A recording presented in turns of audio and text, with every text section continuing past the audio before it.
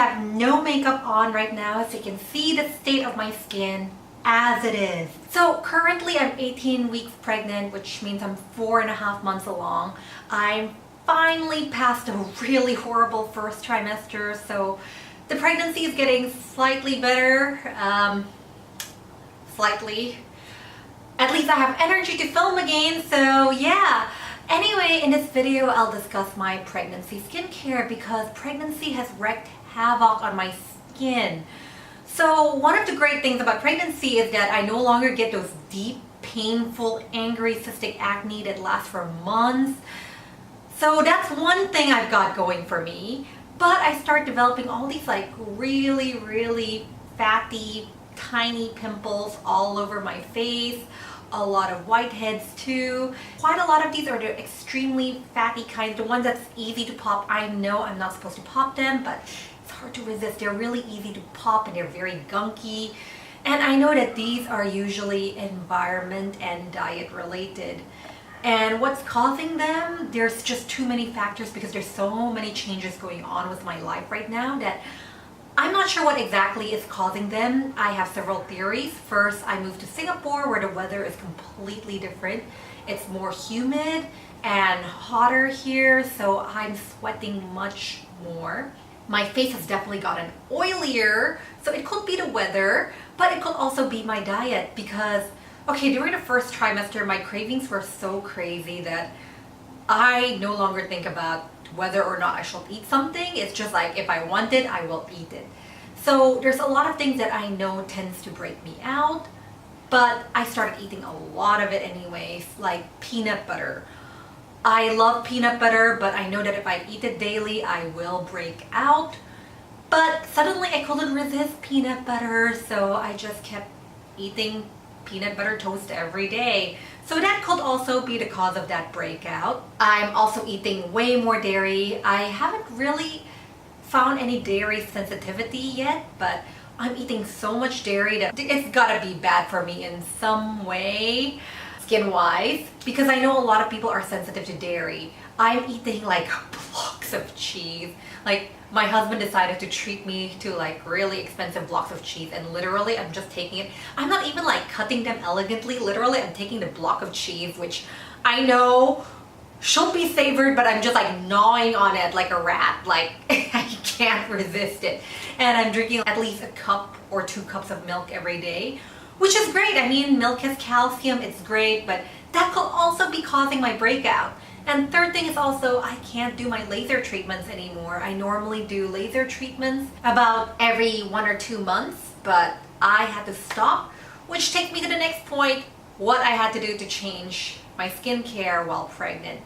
So the thing about pregnancy is your skin becomes way more sensitive. Like, you know how all the blood rushes to your face so you get that beautiful pregnancy glow?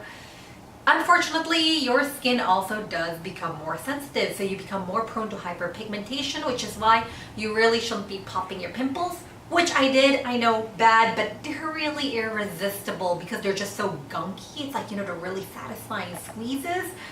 So yeah, I really shouldn't be popping them, but I pop them, and I noticed once I pop them, they take forever to heal, even though I'm using my Sulwhasoo cream, which usually typically helps me heal really fast.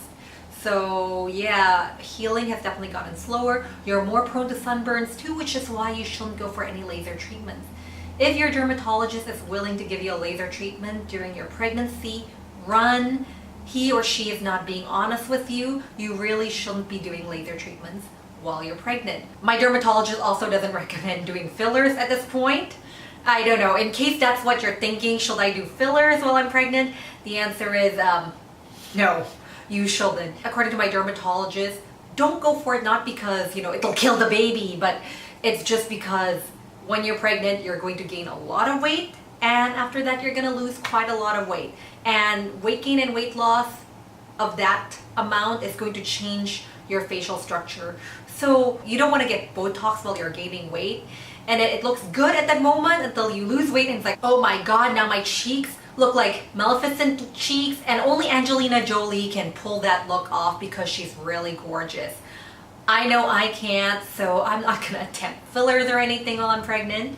Anyway, so because of the sensitivity, you also have to take note how many actives are in your routine. I've cut out most of my actives. For example, my AHA enzyme mask, I used to use it maybe once a week. Now I try to limit it to once every 2-3 weeks, especially because I'm outdoors more in Singapore. The air is so clean here, so I just love walking outdoors. Of course, I'm still using a lot of sunblock. I've started carrying sunblock with me so I can touch up on the go. Maybe it's a bit crazy, but I do burn really easily. But if that's something you want to consider, go for it. I personally think I need it because in general, I burn easily anyway, and I get hyperpigmentation very, very easily. So now that I know my skin is more sensitive, I feel like I have to be crazier. Also, because of my breakout, again, all my skincare holy grails were not working for me.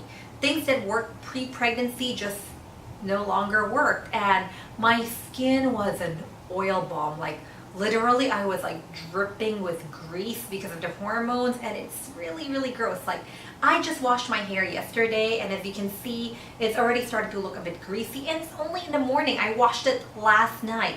So yeah, hormones have made my skin way oilier, which could also contribute to the breakout. So it's really, really gross. And if your skin is getting oilier, please don't do what I did, because I know it's really tempting to go for a harsher cleanser, and even though I know I'm not supposed to, like I totally know, I understand the science, I know I'm not supposed to go for a harsher cleanser, but I did anyway. I switched to this Real French Clay French Egg by Arencia. It's from Celeb. Anyway, that thing was a bit too dry for me. My husband loves it. I can link it below. I do get commission out of it, but you know, it's up to you if you guys want to try it. My husband does like it. It's perfect for his skin, but for my skin, it's too harsh. I know it's too harsh because it gives me that super squeaky clean feeling, which I loved so much because I was just feeling like such an oil bomb. It was really gross and greasy. Like I felt like I was oozing muck out of my pores non-stop. It was just such a horrible feeling. So this was the only thing that made me feel clean again. But unfortunately, using this, it's just too harsh for my skin. And what happened was my skin became even oilier. So the reason this is now part 1 of my routine is because I'm just discovering what I need to cut out, and I still haven't discovered the proper new routine yet. Right now, I've just been cutting out almost everything and putting my skincare to the bare minimum, and I'm only slowly reintroducing products. Because if you're breaking out and suddenly everything's not working for you, that's what you should do. Just cut everything out and slowly introduce one by one. And it's been a really slow process. I started this about maybe 1.5 months ago. And since I'm only introducing one product every 2 weeks, it's really slow. So I'm still rebuilding my new skincare routine. And once I have it, I'll make part 2 of this video. But what I did was I just cut out everything except for cleanser and the Hada Labo. I know I should just cut it back to just one product, but my skin is really dry despite all the oiliness. So I figured I need the moisture, so I kept the Hada Labo in. And Hada Labo is one of those products that I've tried for a long time, and my skin loves it. Under all sorts of conditions, my skin loves it. So I figured it's safe to use. So cleanser, I went back to my CosRX Low Ph Cleanser because that tends to be the safest. And that immediately helped a lot. So I did the CosRX and the Hada Labo for a while. And when that still worked out, I added in the Biore vitamin C. So that's my current routine. It's really just those 3 products, and I'm still rebuilding it slowly. I also made sure I added the Sulwhasoo Ginseng Eye Cream as soon as possible, because without that eye cream, I look so tired and terrible, and I already look really terrible because of pregnancy. Seriously, right now, it's just one of those lucky days where I have a lot of energy and I can actually look alive for the camera, but normally in most days I'm just like, kill me now. So I look like crap on most days. This is the good days. So yes, I managed to clear out most of my breakout. Most, I say most. My skin is definitely better than it was about a month ago at its worst. So yeah, that's my pregnancy skincare routine. If you're going through pregnancy too, congratulations. Hopefully this will help you figure out what works and what doesn't work for your skin. And remember, every skin is different. So what works for me may not work for you. Everybody does have to try it out individually. But just general rule of thumb, if everything's breaking you out, try to cut back your skincare routine to the bare minimum. Cut it back to like just one step or maybe just 2 steps, not including sunblock. You have to include sunblock. But just general rule of thumb for pregnancy skincare, your skin is more sensitive, so remember to use sunscreen all the time. Don't go for fillers or laser treatments. You can go for facials. I still do it monthly, but go for gentle ones. Try not to squeeze your pimples because you do scar more easily. If you must, do it with a professional. I know I don't listen to this advice. I understand I'm bad. But if you can, please try to have more self-control than me. If you're breaking out, it could be diet or environment related.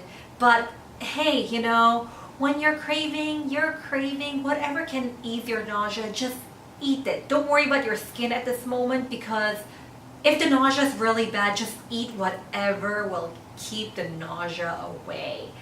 So yeah, just notice that some breakout may be inevitable because of your diet, but well, you gotta pick good skin or nausea, and I pick getting rid of my nausea. So yeah.